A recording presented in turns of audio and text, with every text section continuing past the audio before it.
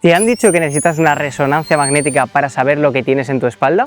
El problema es que en la gran mayoría de casos ese papel no soluciona absolutamente nada y puede confundirte todavía más.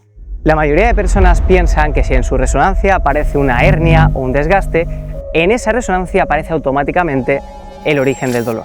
Pero la ciencia ha demostrado que esto no es del todo así. Hoy te voy a enseñar lo que sí significa una resonancia magnética, por qué no siempre explica tu dolor y qué sí debes hacer para realmente solucionarlo. Soy Alejandro Palacios, creador del programa Mueve tu espalda, el programa online con el que ayudamos a personas cada día con hernia lumbar, dolor crónico, a recuperar su calidad de vida a través del movimiento y el ejercicio físico, sin depender de parches temporales, operaciones o soluciones a corto plazo. Lo primero que hemos de entender es que ver una hernia o un desgaste en tu resonancia magnética o en el informe de tu resonancia no implica que eso sea la causa de tu dolor. De hecho, un estudio muy potente realizado en American Journal of Neuroradiology en 2015 analizó una muestra de 3.110 sujetos asintomáticos, es decir, sin dolor ninguno, sin dolor de espalda.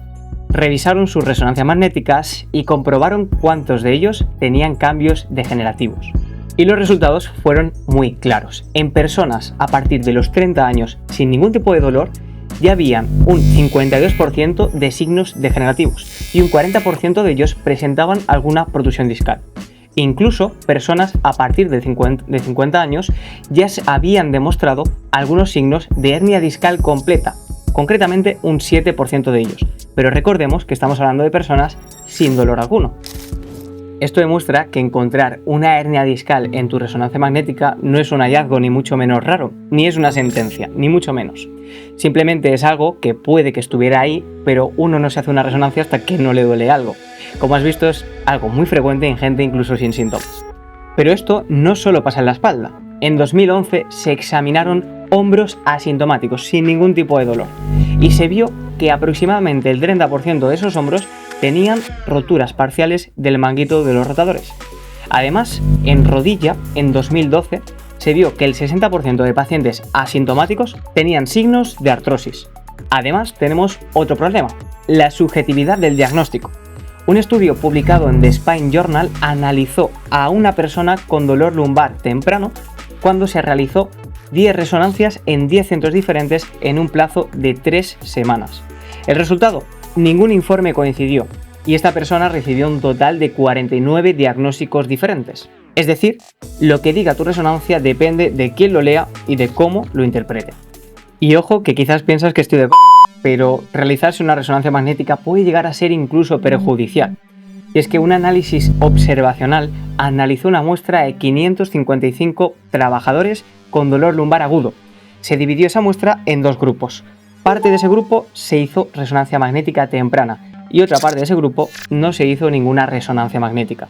Se analizó el avance de la vida de esas personas y se concluyó que las personas que se hicieron resonancia magnética estuvieron más días con incapacidad laboral y una mayor intensidad de dolor frente a las personas que no se realizaron ninguna resonancia magnética. De hecho, estos últimos pacientes que se realizaron resonancia magnética estuvieron con mayores tratamientos invasivos y pasivos, lo que empeoró el pronóstico de estas personas. En conclusión, realizarte una resonancia magnética puede llevarte a tener una comunicación fragilizadora, a tener un mayor abordaje mediante tratamientos pasivos innecesarios, incluso muchos de ellos invasivos y que no hacen falta en la mayoría de los casos. Por eso, las guías clínicas europeas son muy claras con esto. Lo realmente importante es la historia clínica del paciente y que se realice una valoración de movimiento. Y una prueba complementaria, como la prueba de imagen, es simplemente, como su nombre indica, un añadido que en muchos casos es necesario. Casos como el síndrome de cola de caballo, déficit de control motor o sospecha de alguna enfermedad tumoral. En conclusión, una resonancia puede servir como complemento, pero no es la que te va a dar la solución. La clave está en abordar la raíz del problema, todo aquello que puede haber contribuido a deteriorar la salud del disco. Que las caderas se empiecen a mover mejor, que la caja torácica se empiece a expandir y comprimir de manera adecuada, que nuestra musculatura funcione para poder estabilizar nuestras estructuras pasivas y que no se descargue toda la carga sobre el disco intervertebral. Todas aquellas son las causas sobre las que hay que incidir y no sobre lo que ponga un mero papel. Esto es lo que trabajamos en Mueve tu Espalda.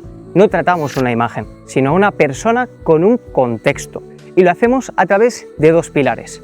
La biomecánica funcional, a través de la cual realizamos una valoración inicial y pautamos ejercicio específico, y educación en dolor, para que puedas entender la neurofisiología del dolor, cómo funciona y qué herramientas tienes para abordarlo tú mismo.